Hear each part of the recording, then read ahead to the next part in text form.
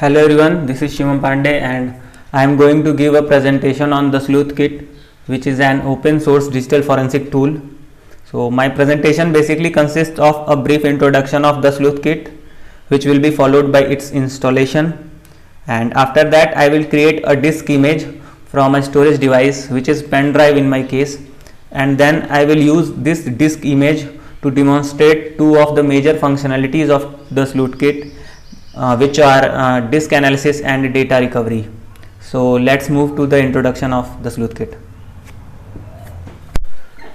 The Sleuthkit is a command line tool, which means that if we want to perform any kind of operation on any disk image using the Sleuthkit, we have to use the commands, and it does not provide any kind of user interface, which makes the Sleuthkit a bit complex in comparison to the tools which provide the user interface. It is written in C and Perl programming languages and also used behind many commercial forensic tools. The Sleuthkit is also used behind the Autopsy, which is a common tool for digital forensics. It is also an open source tool, as I mentioned previously, so anyone who is willing to contribute can give his contribution in improving the Sleuthkit. For installation, let's move to my terminal. So in order to install the Sleuthkit, we need to execute the following command on the terminal: sudo apt-get install Sleuthkit. So as you can see that the Sleuthkit is already the newest version. So since Sleuthkit is already installed in my system, so that's why it is showing this. But if I have not installed Sleuthkit yet, then it will download the required libraries and the installation will be followed. So this is the simple way to install the Sleuthkit. Now in order to check whether the Sleuthkit is present on my system, or to check the version of the Sleuthkit, we can use the following command: mmls space hyphen capital V. Actually mmls is a package, is a library inside the Sleuthkit. It is used to get the layout of a disk. So we can check the version of mmls and it will ultimately give the version of the Sleuthkit. So if we hit enter now, then it will show that the Sleuthkit version 4.6.7. that means the Sleuthkit is installed in our system. So this is the way to install the Sleuthkit and check the version. In order to perform any operation using the Sleuthkit like disk analysis, data recovery, we need a disk image.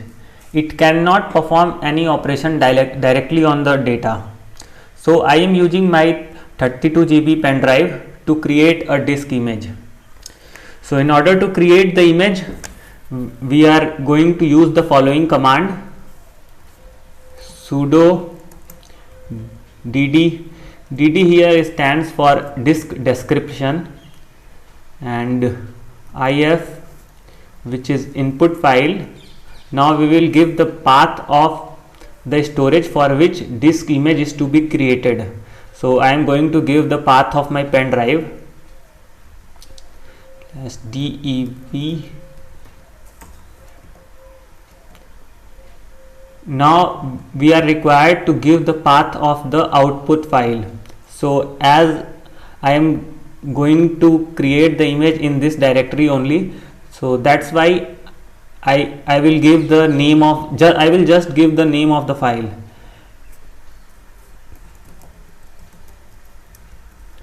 So of equal to dsk image. So the name of our disk image will be dsk.image.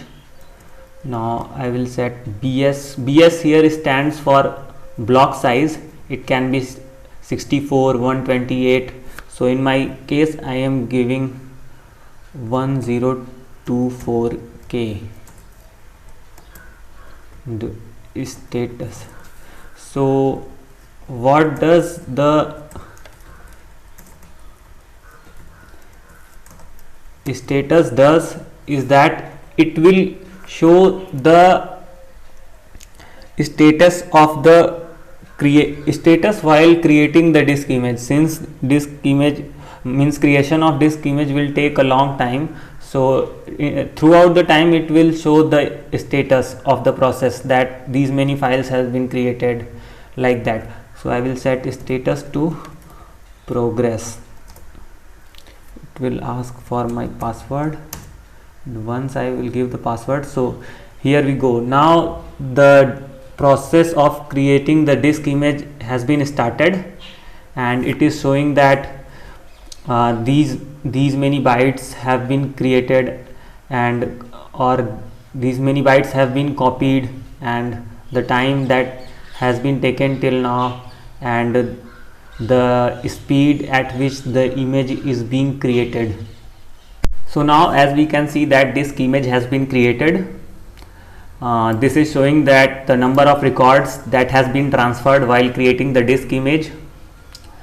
This is showing the disk image size in bytes, this one in gigabytes, GB. Since the pen drive was of 31 GB, so it is the same. The disk image that is created will have the same size as of the storage device, and this shows the time elapsed during the creation of disk image, and this shows the rate at which data was transferred while creating the image. So as disk image has been created, so now if we give ls command, it will show the dsk.img file. This means that the disk image which was named dsk.img has been created. Now let's move to the functionality of the sleuthkit, and first we are going to discuss. Now I am going to discuss the disk analysis. Disk analysis is the process of analyzing the contents of a disk, which will help us in further investigation. So the prerequisite of disk analysis is the disk image, which I have already discussed, that how to create a disk image from a storage device. So once the image is created, there is a certain set of commands provided by the sleuthkit which will help to analyze the contents of a disk. So now let's move to my terminal. So here is my terminal, and we are in the sleuthkit directory. So let me run the ls command. It will show the contents in the sleuthkit folder. So it is showing that disk dsk.image is present. So this is the disk image which was created previously. And so now to get some information about disk image, that what is the type of this image, a command is provided by the sleuthkit. So the command is img image underscore stat space the name of the disk image. I will hit enter. Now it is showing that image file information, image type raw. So this is the image type of the image, and this is the size of the image, and this is the sector size. So the sleuthkit supports a number of image types which can be listed using the following command: fls I space list. So these are the image formats, image types supported by the sleuthkit. So once we know the image type, we can use another command to get the layout of a disk, means how the information or data is stored in the disk. So for that we will use the mmls command, mmls space name of the disk image. So it's dsk.img. I will hit enter and it is showing that it's a DOS partition table, offset sector is 0, and already we know that the sector size is 512 bytes, and there are a number of partitions like primary table, unallocated space, and this is the partition in which the data is stored, and the offset or the starting point for this partition is 2048. So this offset is important and it is needed for in further analysis in many of the commands.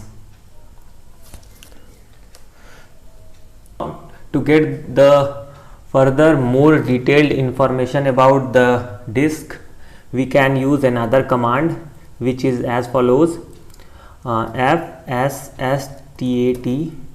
which is file system stats, I guess, followed by o. Here O stands for offset value, so after O we can give a space and then we will give the offset value.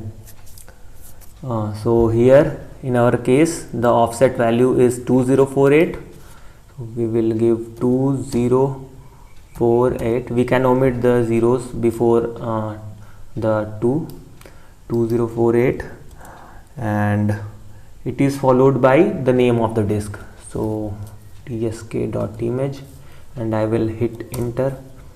So as we can see that it's giving further more detailed information about the disk image, file system type, NTFS, volume serial number, volume name, version, and first cluster, and there are many more details about the disk that are present here: sector size, cluster size, total cluster range.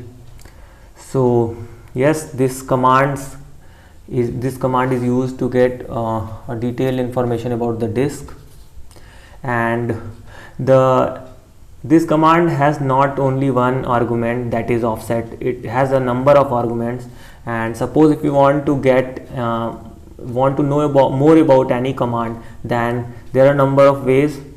First one is we can use manual, fsstat. So it will give a lot of information about that command. Every argument, like -t is for type, -f is for fs type, -i is for image type, o is for offset, and so on. So it will give a complete information about the command.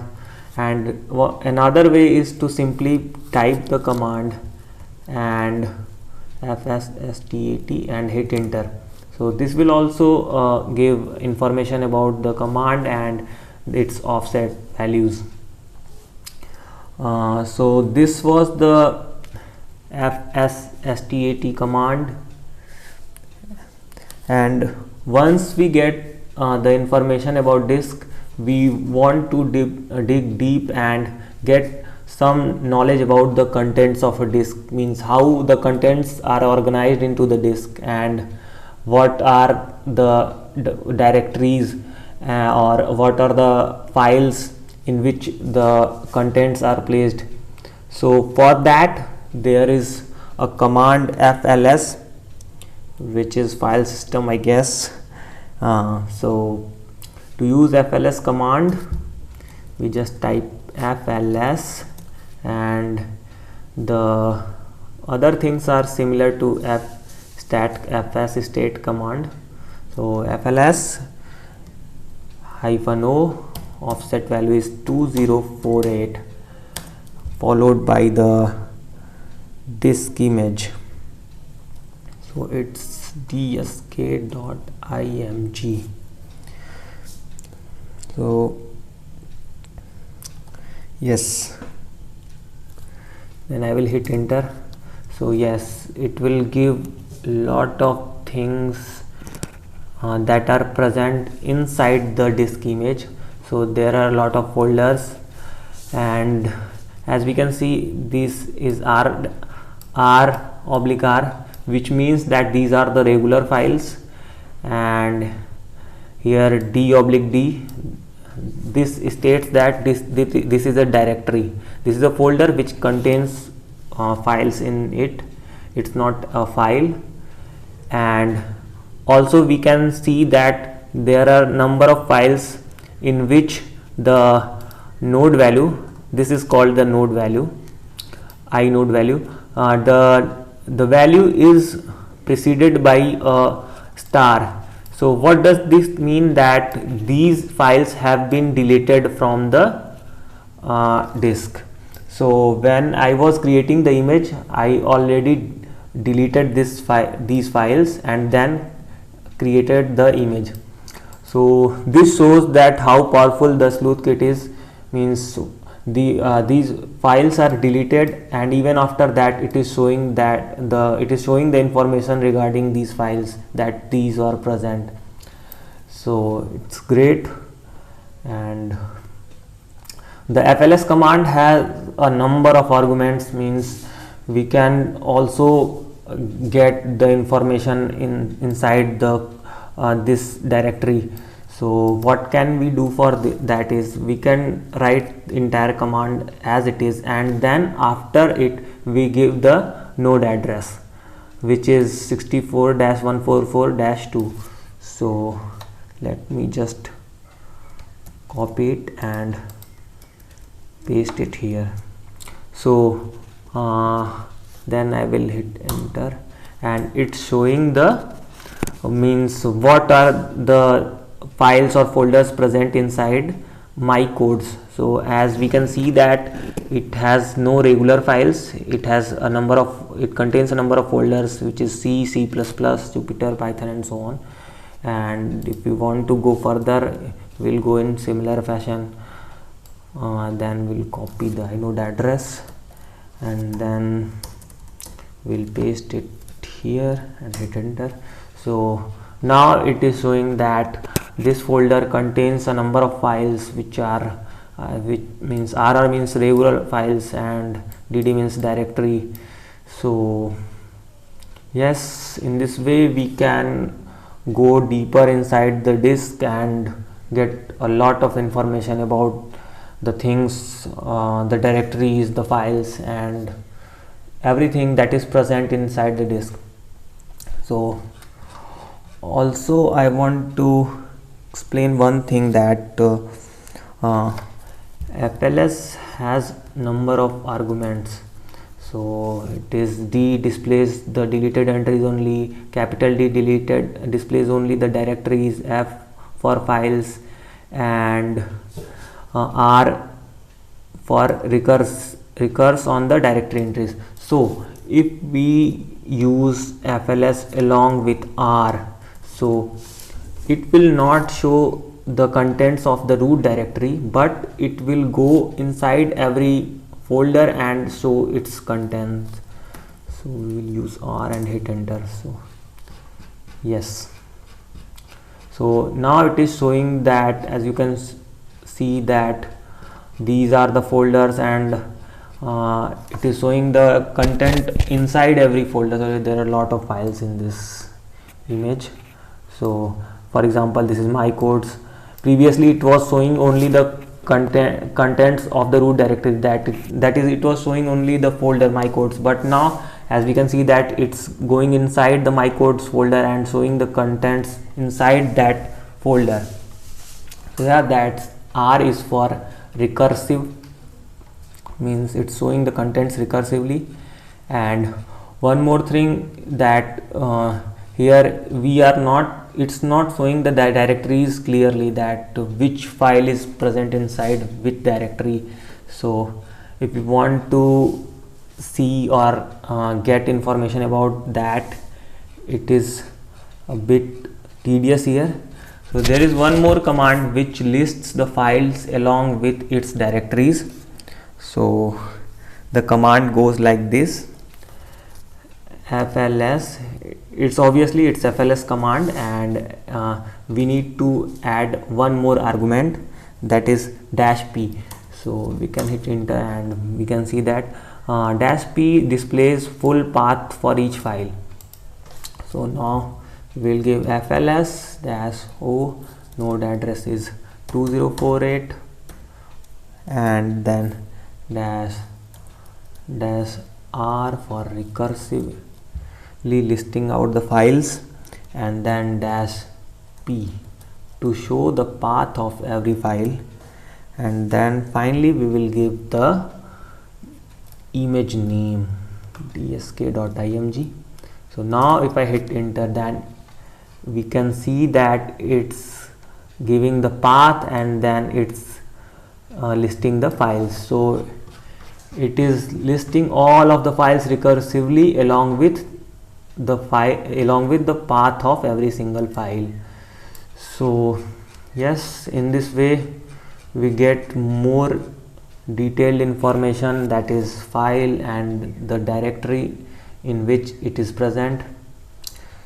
So there are few more commands which help us to get the information about the contents of a disk. So one of them is image core cat followed by the name of the disk image, which is disk.image. So but sometimes these commands are of not very much use, because the disk contains the information that is means it cannot be presented in the form of strings. So this command is giving some random characters which are not understandable, so that's why I am stopping this. And so if we want to get the contents of a disk, and so we need to convert it into the form of a string, so it will give the entire content of the disk converted into the string. So for that we will use image cat followed by the name of the disk, that is disk.image, and let's convert it to strings. So now if I hit enter, so it will start giving the information that there are a lot of codes in this disk image. So actually these files are written in different programming languages. So it's going on and listing the information that whatever is present inside the disk by converting it into the strings. So suppose that if we want to save this information, means if we want to save the information by converting it to a string in some output file, so for that we can use the same command, img underscore cat, name of the disk image, let's convert it to strings, and then we will give this list set of strings to an output file. So let me name it file.txt. Then if I hit enter, so I think it will take some time to convert entire disk content to strings and then export it to an output file, that is file.txt. So I think it will take a lot of time, so let me stop this process in between and check whether the file.txt has been formed or not. Yes, as we can see that the file.txt has been formed. That means if not entire content of the disk, then some part of it will be stored to this file. So we can get it by just simply giving cat file.txt, and yes, it's showing some strings that were present in the disk. So yes, that works. So that's all in the disk analysis portion, and we have seen almost everything that is required to do analysis of a disk image. And once we are done with the analysis, we need to recover some of the information of a disk or entire information of a disk. So it is required that means if we want to get the folder and explore the folder by means out, means not in this terminal, out of the terminal, we want to get the files that are present in the disk image. So for that we need to extract the data. So there are commands in the sleuthkit. So for that, let's move to the another functionality of the sleuthkit, which is data recovery. Now I am going to discuss another functionality of the sleuthkit, which is data recovery. So data recovery is basically the process of extracting data from a disk image and saving it to a local directory, which will help us in further investigation. So what happens is that while we are investigating a case, just analyzing the disk image is not enough. We need to extract its content and go through the individual files for the further investigation process. In that case, this feature of the sleuthkit helps us. So in the sleuthkit, data recovery is done using tsk_recover command. By default, this command recovers only the unallocated files, means the files that has been deleted from the disk image, but we can give some other arguments which can also recover the allocated files from the disk image. So tsk_recover command has a number of arguments, out of which some are mandatory, like here offset is equal to 2048. So like this, some of these are mandatory and rest of them are optional. So to explore more about this command, let's move to my terminal. So now we will try to get more information about tsk_recover command. So for that we use man command. So we'll type man space tsk_recover and then I will hit enter.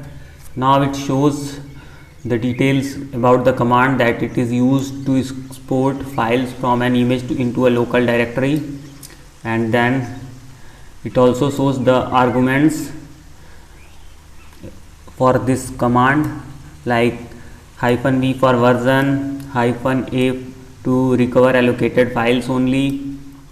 So by default it recovers unallocated files if we do not use any argument, and -o for sector offset. Like that, there are a lot of arguments. So this is one of the best way to get information about any command. So now moving forward, we will try to recover the files from the disk image using this command. So for that we'll type tsk space recover -i. This is for image type, that is raw, as our image is raw image. Then I will give -a to recover the allocated files only. After that we will recover the unallocated files or the files that has been deleted from the disk image. So after -a, then I will give the offset value, which is 2048, and then we'll give the name of the image which is to be recovered, and finally I will give the directory at which the recovered files are going to be stored, which is, for that I have created a temporary folder at the home directory. So first we move one step backward and then the temp folder. So now first let's look into the temp folder. So as we can see, this folder is empty. So whatever we recover comes in this folder. Now I will hit enter. So it is showing that files recovered. So now we will move to temp folder again. So yes, so as we can see that the allocated files have been recovered. These are some images, and this is a folder which contains many subfolders, and these folders contain some codes. So in this way we can recover the allocated files from a disk image. So in case if we want to recover the files that has been deleted from the disk image, which I have already shown while doing the disk analysis for the disk image. So for that we can use the same command and just remove the -a, which means recover allocated files only. So now it will this command will recover unallocated files, because by default TSK recovers the unallocated files from the disk image. So let's go into the temp folder once again. So these are the files that are present, and now if I hit enter, so it says that files recovered. So now if we move to the temp folder again, so we can see there are some more files that has been added to that folder, this folder. So this shows that the command have executed successfully and the deleted files have also been recovered. So in this way